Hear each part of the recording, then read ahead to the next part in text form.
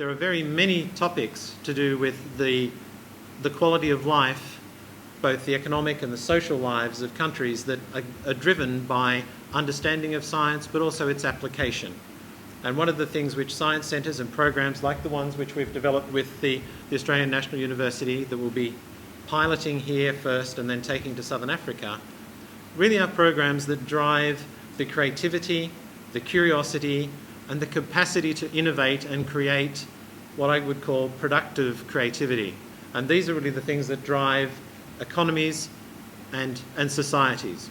It's clear to us, even from our short visit so far, before we start the bulk of our work during the next week, delivering the programs, that through the discussions with members here in Mauritius and the members of the Science Centre, that there is a great opportunity to drive creativity and productive creativity through the capacity and the engagement of the Science Centre, both with formal education and with the research bodies, to really act as a glue and a conduit between the formal education system and the applications of it. Whilst that sounds a little dry and a little perhaps highbrow, you will see with those people that come to the programs that we run, it's anything but that when you actually experience it.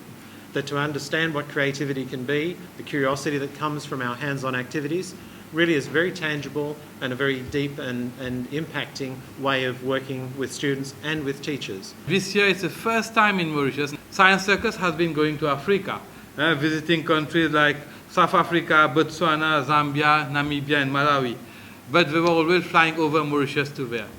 So I said, why not stopping over in Mauritius? In 4 days, we are targeting 90 secondary schools in Mauritius, targeting over 6,000 students, initiating them to the world of science. The approach of a science center is not textbook black and white, but it's hands-on, interactive approach, learning through the fun way, learning by playing, and learning some abstract concepts by just demonstrations.